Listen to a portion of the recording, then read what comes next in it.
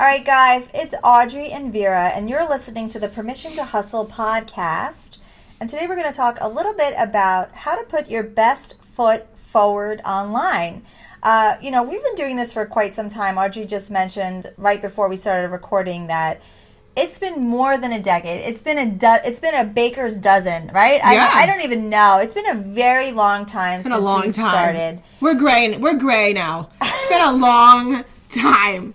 That's how we can gauge it. When I started, I didn't have gray hair. And it's funny because it's been a long time as full-time bloggers that 100% support our family. Not as hobby bloggers, not as part-time bloggers, not as people who are just popping up a post every now and then. We are doing this for over a decade as people who provide. So when we say that we are doing this as for over a decade, we mean as a profession. We don't mean, just because we bought a URL in 2007. We mean we are doing this, in the thick of the forest, knee deep in content and partnerships, and we're really meaning what we're saying here. So, it's been a journey, and we know a thing or two about branding and about keeping. Making sure that you're showing your best version of yourself and what that means for partnerships and what it could mean for partnerships when, you really sort of get a little lax about what you post online and how that affects your bottom line. Yeah, absolutely. And, this is a very true statement, but, image of your brand, image of your business is everything. It can really determine how many customers you have, how much traffic you have, how many sales you get, regardless if you have a boutique or if you are an influencer or if you genuinely own a large company. We work with a variety of different companies and brands, from big, gigantic $1 million companies and brands to small mom and pop shops, and we are a brand within ourselves. And one of the most important things is to make sure that you are conscious and you are thinking about your brand and your business image. And this is something that we genuinely haven't even really, delved into in Permission to Hustle. When we talk about things, when we were trying to figure out what kind of topics to talk about in season 2, this is one that we get asked all the time from people. And for us, in particular, when Vera and I are doing, we're thinking about our image and our brand. I can be very honest with you. Things that I want companies or brands or potential clients to walk away from when they look at my blog or Vera's blog or our Permission to Hustle brand is, these are mompreneurs. These are working moms. These are moms. These are stylish moms. Like, these are all buzzwords. These are all words that I want somebody to look at me and say, this is who they are. And that's something that, when you're thinking about branding, your branding means everything. If I'm a food blogger and you went right now to my Instagram page, you would not see truly one picture of food. So that would mean that I'm in trouble. If I'm trying to sell myself as a foodie, as a food blogger, as a food enthusiast, I am not at all putting food out there on my YouTube, on my blog every single day, where I'm sharing recipes and I'm sharing new techniques or new things that I can bring into my kitchen. That is not just who I am. So that is something that, if that's who I wanted to be and brand myself as a foodie, that would be something I need to keep in mind. So when you're truly right now thinking about who you are, your business, your website, if you're a spokesperson, if you're a YouTuber, if you are somebody who's just trying to get out there as a speaker, think right now, if you're an author, your branding is genuinely everything. And we want to just share with you some tips as to how you can put your best foot forward online as you're trying to gain more traffic, more customers, more readers, whatever it is that your goal is. It's what you're putting out there that people are going to look at and honestly either buy into or check into or become a fan of.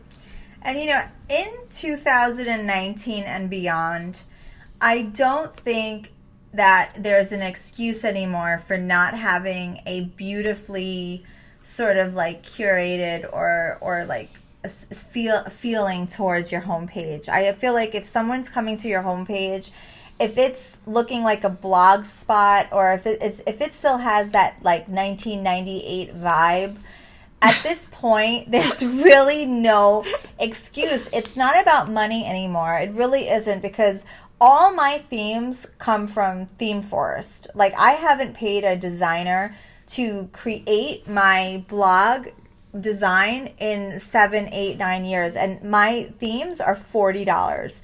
And they're great. And ThemeForest nowadays, it's like you don't really have to spend a lot of money to have a beautiful blog anymore. And I don't mean beautiful like, it doesn't have to be highly functioning. It just has to have that neat, clean, comfortable feeling. Like when you go to somebody's blog, as long as it's not chaotic and overwhelming and things are popping up all over the place, and you just have to, what feeling I'm talking about. When you go to a website and it just feels old, right away that tells a story about you immediately. And I think at this point in the day, like I said, there's a lot of people who have come into this game over the last 2 or 3 years that really get aesthetics, and they really stepped up the blogging space tenfold, 100-fold. I mean, the competition is so fierce that you cannot have a URL these days that is subpar. And you don't have to spend a lot of money. For $40, right, you can change your whole entire website and change it, and it will speak volumes to your brand. Because if you don't have a good snapshot, if you don't have a good first impression, the same way as you walk into a room is the same way as someone greet somebody with a homepage. If you don't have that nice look, it really can set the tone. Yeah. And setting the tone is the number one thing, the first thing that you need to worry about these days when it comes to experience. Absolutely. And it's one of those things too. And if you even have the time, take this little test, and you can do it on Vera and I. I'm giving you full, you can go to mine. I'm 100% okay with this. I'm telling you to go do it. And if you go to my Instagram or to my YouTube or to my blog, Twitter's kind of always been Twitter. You can't really do it. But even to my Pinterest, and you scroll down or you go back, I'd say even like 5 or 6 years. I started blogging 10 years ago. So if you really want to have some fun, go back to the very beginning. Images are different. Images are blurry. My Instagram feed, I started on Instagram, and I actually remember posting photos and not knowing that other people could see them. That's how long ago I actually started on Instagram. I actually remember, and this is a true story, I posted a photo of me in a bikini. And I remember my sister saying something to me about it. I'm like, well, how did you know I posted that? And she said, because I follow you on Instagram. We're talking when Instagram started. My sister got me on it. That's when they had, for you old folks out there, if you remember the sepia one that they used to have that kind of looked like an old Polaroid camera filter. Do you remember that one? Mm-hmm.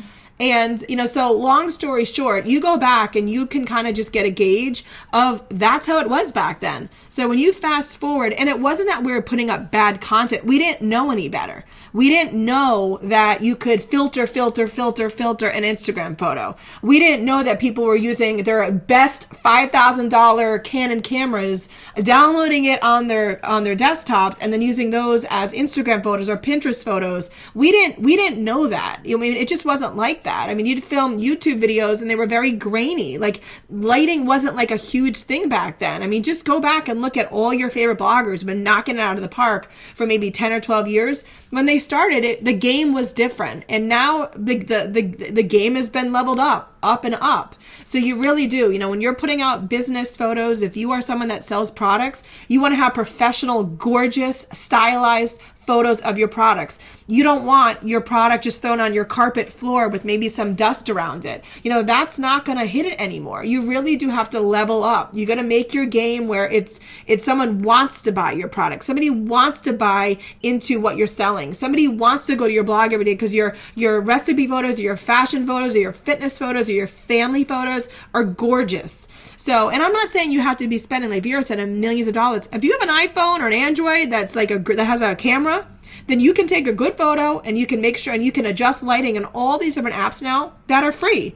So I do think it genuinely does come into when you're thinking about your brand and your business image, and I'm talking specifically as a blogger, but when I do blog photos now on a post, I really take the time to make sure that they're good, solid photos. They're not quick, rushed photos of maybe, my daughter playing with the toy. I want people to see the toy. I want the people to see how, like, the different pieces of the toy. It's not just a quick and rush anymore, because I know that there's 500 other moms potentially doing the same post. So I really want to make sure that my content is great content, not just on the writing side of it, but also on the image side of it as well, because everything out there is forever. You know, that's one thing we always tell our kids. I know we have teenagers. Listen, guys, everything you put on the internet is there forever. People are going to look it up. You're going to apply for a job, someone's going to search your name. You're going to go to college, they're going to Google your name. They're going to look on Facebook or Instagram at your images. You know, it's the same for businesses and brands. Like, these things live forever. If you go right now and Google Audrey McClelland or Vera Sweeney on Google, you're going to see images of us when we first started. And we look different. We're younger, where we have babies around us, but that is the impression that maybe a brand might get. So what you put out there, you want to be conscious too that, like, we're family friendly. So we always make sure that our content is family friendly. Like, I would not worry about a little kid being on like his or her mom's lap while they're watching my videos or reading or looking at my photos. I know that nothing I put out there is going to be something that's risque or something that I have to worry about a mom going, ooh, I didn't want you to hear that or listen to that. So it's even like little things like that when we're saying put whatever image you want to put forth online about your brand or your business. These are all things that you have to really be conscious of as well. And then, you know, a lot of people, because this is, I'm not going to say it's controversial, but a lot of people are saying, well, that's not who I am, and I'm more authentic than that, and I don't want to highly stylize my Instagram feed, and I just want to take everyday shots, and that's not me, and I don't ever want to be those people. Well, that's okay. Right. You do not have to compete in this space, but then don't be upset if you don't get chosen for a campaign. Don't woe is me. I can't understand why I'm not working this year. Because you can't have both. You can't take a darkly lit, grainy photo of your chicken noodle soup out of a can and then wonder why the work's not coming in. Like, you can't be in both buckets. You just can't. And you know what? There might be some brands that are still looking for that. And that's a story that some conferences might be telling you on some panels, but that's not the reality. Right. Okay, I'm really sorry. That I know that's like the feel-good story of the year. No, we're still looking for the everyday mom taking the iPhone 4 photo, and we want to tap into that. Yeah, okay, I know. We're all going to tell that story until the cows come home. But the truth is that I'm not getting the campaigns because the real people who are getting the campaigns are the people who are hiring photographers and they look like magazine shoots. So even though I'm trying my hardest, I still have to, I'm still running only at half speed. So, the race is so very different these days. It's just not the same anymore. And so if you really want to try to compete nowadays, you can't complain if you're only running at 20%. Right. You have to really look at what everybody else is doing and acknowledge it. We just have to acknowledge it. Yeah, okay, I'm sure everybody wishes something differently, but it's just not happening. Like, this is just not our world anymore. And if we want to compete and if we want to stay relevant, we really have to change our strategies. And I've always been the person, like, just tell me the rules of the game. Like, what are the rules? Like, just tell me what I'm supposed to do and I'm going to do it. Do you need me to use my real camera on Instagram from now on because my iPhone isn't good enough?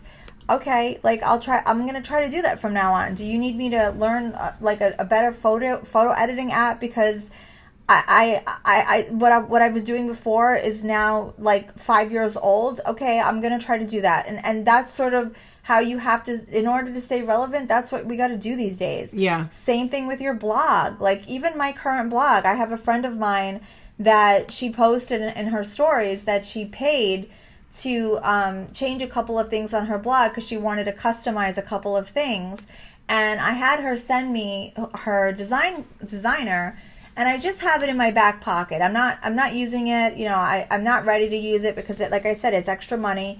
But it's one of those things that I know in my heart of hearts that if I really want to compete in that space, then maybe I should pay a couple extra dollars to do it. I don't need it because I know my blog is actually okay. But it's one of those things that if I really wanted to step it up, You just have to be aware of your competition, and the competition is fierce. So if you want to put your best foot forward online, you really have to just look around what everybody's doing and realize that I will say the Instagrammers and the Pinteresters over the last 2 years have really changed the whole entire industry. Yeah. They've flipped it on its side. In the last 2 years, it is... That's all the youngins coming up that are flipping those it. Those millennials. But I'll be honest with you. I have to be straight, because you had a really good point when you said, tell me the rules. And not that they're necessarily rules, but this is the God honest truth. It's one of these kind of things. It's like, I actually love having somebody push me to up my game. Because I think we all do get very comfortable in a zone where you see it working, it's not hurting you. You know, we kind of all get ourselves into this little space, into this comfort zone. And when someone kind of has to push you out of it, it does make you have to be, I'm going to say it, a better business person. Whatever it is that you do as a business, it makes you have to be a better business person, especially when you own your own business, because it is so personal to you. It is a piece of you. It's kind of like sink or swim. I'm either going to be able to swim with the big boys, or I'm going to go to the kiddie pool and I'm going to have to stay in there as an adult and not get upset about it. But, you know, and even like, I know we're talking about influencers, but I'm going to say this. There were 2 stores, and I live in Rhode Island, 2 consignment shops in Rhode Island, and they are both online, and they both have Facebook, which I'm still a huge Facebook girl, both on Facebook, and they're both on Instagram. And my sister is a big thrifter, and so she kind of had me start to follow all these people in Rhode Island. One of them knocks it out of the park as if she is Nordstrom. She obviously has a setup. All her new items that comes in, she styles them, she posts them on Facebook, she posts them on Instagram. She's getting probably like, you know, a good amount of likes for the amount of followers that she has. I don't know the sales. I'm going to be very frank with you. I don't know. And then there's the other shop that I follow that doesn't do that. It's a photo of the like blazer on a rack with a million other things around it. The store looks very like chaotic and crazy and full. And if you had to look at these 2 businesses and you have to say, what one am I going to shop at? 100 times over, I would always pick the one that, I mean, literally, she styles these items that are used clothing. Some of them aren't that expensive, but she styles them like you're going into a Nordstrom or you're going into a high-end store. It's the vibe. It's the feel that she wants to give off. Again, she's not a blogger. She doesn't do what Vera and I do, but she's a business owner that makes money by selling items to customers, either online or in store. So she has to make sure that her items look amazing. And that's just a small example of like 2 different businesses, one that's not knocking out of the park and one that is. And if you're going to look at these 2 people as who am I going to shop at, it's probably going to be the one that's knocking it out of the park. Yeah, I agree. Well, those are our little tips for today. Something for you to think about. Something for you that really what we want you to do today, now that you've heard this podcast, is really look at what you're putting out online. Look at each of your accounts. Try to look at it from a neutral perspective. Not that it's your own stuff. Pretend that you're coming in as a brand new viewer and say, would I hire this person? Would I hire this person to help promote my work? And then look at 5 or 6 people that you would consider online peers or competitors. Mm-hmm. Go to their sites and do a little compare and contrast and see what are they doing better? What are you doing better? What can you learn from each other and grow from there? And always find the hook that makes you different. We're all about trying to put our best image of our business and our brand out there. Well, what is it about your brand or your business that makes you different from everybody else? You know, and you only know what that is. I mean, you know what makes you different. You know why you would say to a brand, no, I think you should hire me. This is why you should hire me. Well, prove to that company or brand through your content, through your business, as to why you should be the person that they work with. You know, we always say too, you know, when you go to your homepage of your business homepage, whether it's your blog or your company's homepage, do you get a good snapshot of what that business or brand image is, of what that brand is? Do you get to talk about who you are? Is there an easy contact page? Do you have a photograph of your logo or your headshot or your business or your location or items that you're selling? These are all things too that you need to think about when you're putting your best foot forward online. This is how you're selling yourself. So make sure when people go to, who you are, it goes back to what we were talking about at the beginning. When someone leaves your business website, whether it's your social channels or your actual website, do they walk away knowing who you are? Or do they walk away going, okay, I think she or he is about this? I couldn't get a good read. Like, can you walk away with 4 or 5 buzzwords about this person that would give you a quick, an idea of who they are, what their business is all about? Think about that and give yourself that exercise or that homework to do. And you can find us online if you want to continue this conversation with us. We're at Permission to Hustle on Instagram or Facebook. If you haven't joined our community on Facebook, we would love You're to crazy have you. if you haven't. We would Get love over to there and have join. you. That's it for this week. We have plenty more coming up. Stay tuned. Season 2 is going to be on fire. That's What did it you for- say? On what? On fire. We need sound effects. It's like bam, bam, bam, bam, Right, bam. we've upped our game with the Yeti. With the Yeti microphone. No, I'm Now buying I gotta up our game with sound effects. I need clapping. I'm totally- when one of us says something funny. I'm buying it. I need drum rolls. I'm getting a laugh. Well, you're just gonna hit laugh anytime you A say laugh something. track in We the gotta get a background. booer. So we're upping our game too over here. It's bite size, right? We're putting our best image forward online. We're trying. That's it. I love it. So see you online. Permission to Hustle on Instagram or Facebook. And we will see you next week for our next episode. Laters.